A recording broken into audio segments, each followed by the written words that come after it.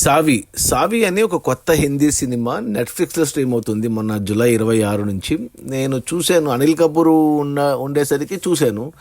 But cinema చూస్తే ఇది Anil Kapoor cinema కాదు, ఇది హీరోయిన్ ఓరియంటెడ్ సినిమా. ఈ సినిమాలో హీరోయిన్ ఈమె వచ్చేసి దివ్య ఖోస్లా అని గత 20 ఏళ్ళుగా యాక్ట్ చేస్తూనే ఉంది ఆమె. అంటే మనకు 2004లో ఒక సినిమా వచ్చింది Uday Kiran the love today అని, దాంట్లో ఆమె ఫస్ట్ సినిమా తెలుగులోనే డెబ్యూ ఇచ్చింది ఆమె. ఆ తర్వాత హిందీలో కొన్ని సినిమాలు చేసింది. ఆ తర్వాత మన టీ సిరీస్ వాళ్ళ భూషణ్ కుమార్ని పెళ్లి చేసుకునింది. ఆ తర్వాత 2 సినిమాలు డైరెక్ట్ కూడా చేసింది. ఒక సినిమా హిట్ అయింది, యారియా అనే సినిమా, దాంట్లో రకుల్ ప్రీత్ సింగ్ ఇంట్రొడ్యూస్ చేసింది ఈమె. ఇక అడపదడప సినిమాల్లో ఈమెకి మోజు ఎక్కువ, అంటే సినిమాల్లో కనపడాలా అనేసి. సో ఆ ప్రయత్నంగా భాగంగానే ఈ సావి అనే సినిమా తీశారు. థియేటర్లో రిలీజ్ అయింది ఈ సినిమా మొన్న మే 31న. ఇప్పుడు జూలై 26 నుంచి నెట్ఫ్లిక్స్లో ఉంది. నాకు తెలియదు ఈ సినిమా ఒకటి వచ్చింది, థియేటర్లో ఆడింది, ఇప్పుడు మళ్ళీ నెట్ఫ్లిక్స్లో ఉంది అనేసి. నేను నెట్ఫ్లిక్స్కి డైరెక్ట్ సినిమా అనుకున్నా, కానీ ఇది థియేటర్ సినిమా. థియేటర్లో ఒక 20 కోట్ల బడ్జెట్లో తీశారు. ఇప్పుడు ఒక 17 కోట్ల దాకా వచ్చాయి, 18 కోట్ల దాకా వచ్చాయి. సినిమా అసలు ఎవరికి తెలీదు. ఈ అమ్మాయి ఉంటే ఎవరు చూడరు. అనిల్ కపూర్ ఉన్నాడని చూశాను నేను దివ్య కోస్ట్లో, ఎందుకంటే ఈమె అసలు యాక్టింగ్ రాదు, ఆమెను చూడలేము, ఆ ఏజ్ అయిపోయింది, ఆ క్లోజప్ షాట్స్ చూడలేము. సరే అది పక్కన పెట్టేస్తే సినిమా విషయానికి వస్తే, ఇది ఒక ఫ్రెంచ్ సినిమాకు రీమేక్. ఇది ఎనీథింగ్ ఫర్ హర్ అని ఒక ఫ్రెంచ్ సినిమా వచ్చింది 2008లో. మళ్ళీ అదే సినిమాని 2010లో మనకు హాలీవుడ్లో ఇంగ్లీష్లో వచ్చింది. రసల్ క్రో తీశాడు దీన్ని, ద నెక్స్ట్ 3 days అనేసి. కథ చూస్తే నాకు అసలు ఇది మన సతీ సావిత్రి స్టోరీ తెలుసు కదా మనకు. సతీ సావిత్రి ఏంటి, మన యముడి దగ్గర నుంచి పతి ప్రాణాలని వెనక్కి తెచ్చుకుంటుంది. అదే కాన్సెప్ట్ ఈ సినిమా. మళ్ళీ ఫ్రెంచ్లో ఎలా తీశారో మరి వాళ్ళకి ఎలా తెలుసు మన స్టోరీ ఇంగ్లీష్లో ఎలా తీశారు కానీ. బట్ ఇప్పుడు సావి అనే పేరు కూడా షార్ట్ ఫామ్ అనమాట. సావిత్రికి షార్ట్ ఫామ్ సావి, మోడర్న్గా అలా పిలుచుకుంటున్నారు. సో స్టోరీ ప్లాట్ అయితే అది, స్టోరీ మొత్తం యూకేలో జరుగుతుంది.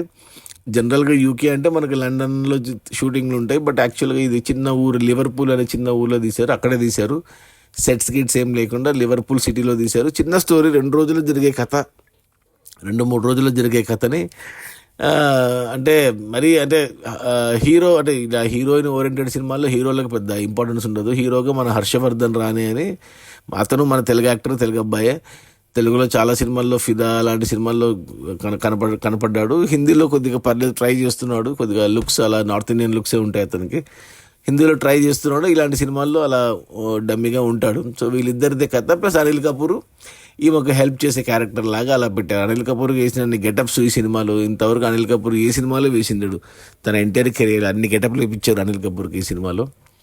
సినిమా అంటే డైరెక్షన్ అంత కొత్తది, అభినయ్ డియో అంటే అతను మరి ఇంతకుముందు ఏం చేశాడో తెలియదు, కానీ అంత అంటే ఇంట్రెస్టింగ్గా నడపలేదు కథని.